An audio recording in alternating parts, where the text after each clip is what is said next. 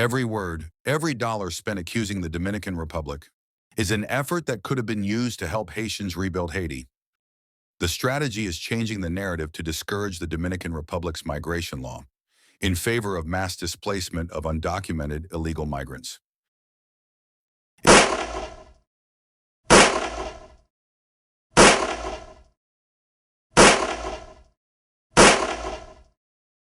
They want to portray the issue as a racial conflict because it gets more attention than actual Haitian news. This shifts focus away from the real problem, rebuilding Haiti and providing its people with national identification documents. This opens the door for many NGOs to raise their voices against the Dominican Republic and to raise donations while doing it.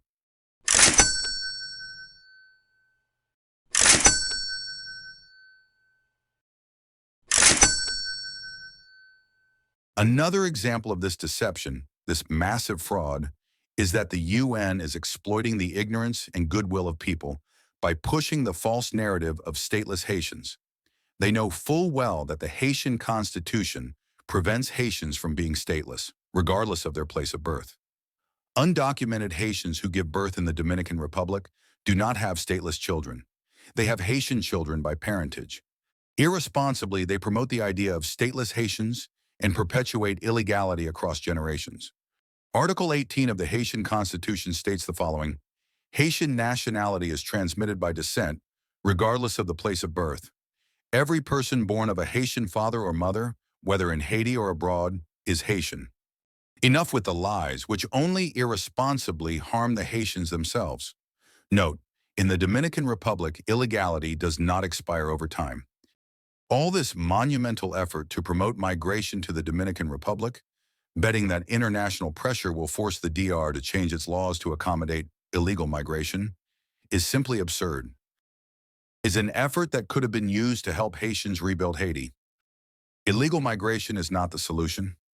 If Port-au-Prince, which covers just 36.04 square kilometers, where criminal gangs are concentrated, represents only 0.13% of Haiti's total territory. In other words, 99.87% of the country is safe for building hospitals, schools, roads, and development projects. Why do the UN and NGOs insist on moving the entire Haitian population to the Dominican Republic?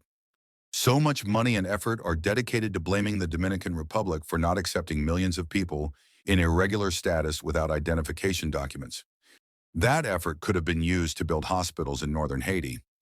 For over 40 years and multiple international interventions, no serious civil documentation system has ever been implemented in Haiti.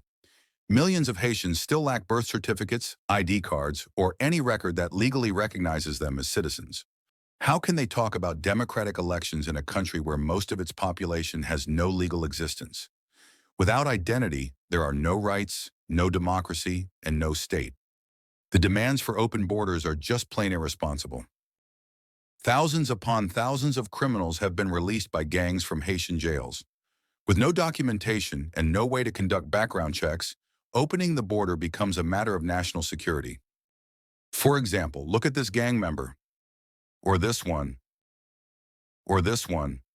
Without documentation and no way to conduct a background check with the Haitian police, no background check, no background check, no background check. How would you identify him at this crossing?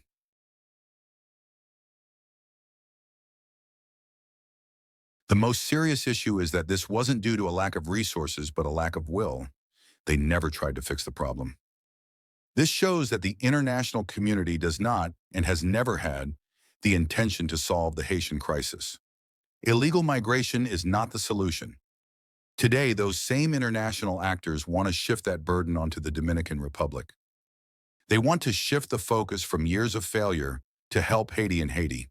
So they now aim to place this burden on the Dominican Republic and benefit from the Haitian crisis. Mass displacement is big business for the UN.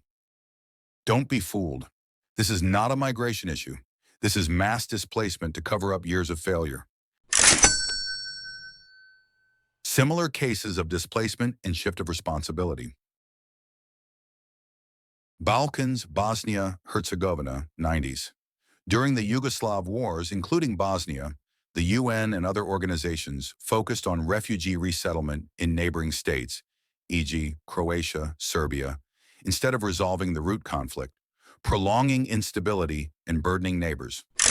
Somalia, 1991 to present. Decades of war and lawlessness forced millions into camps in Kenya and Ethiopia, e.g., Dadaab, while humanitarian focus shifted to managing refugee flows rather than fixing Somalia's governance and security issues. South Sudan, 2011 to present. After independence and civil war, massive displacement into Uganda, Sudan, and Ethiopia occurred. International efforts prioritized refugee camps over political solutions, causing long-term instability and suffering. Rwanda, 1994. Following the genocide, millions fled to Zaire, now DRC, and other neighbors. The UN focused on refugee camps while failing to address Rwanda's internal stabilization, inadvertently fueling regional conflicts. Inadvertently. Haiti, current. The UN and NGOs are pushing to relocate large numbers of Haitians to the Dominican Republic, shifting responsibility for the crisis instead of investing in rebuilding Haiti and stabilizing its government and infrastructure. A known, almost criminal, recipe for disaster. The pattern. In all these cases, the international community prioritized managing displacement and refugee flows in neighboring countries, rather than resolving the root causes of the crises.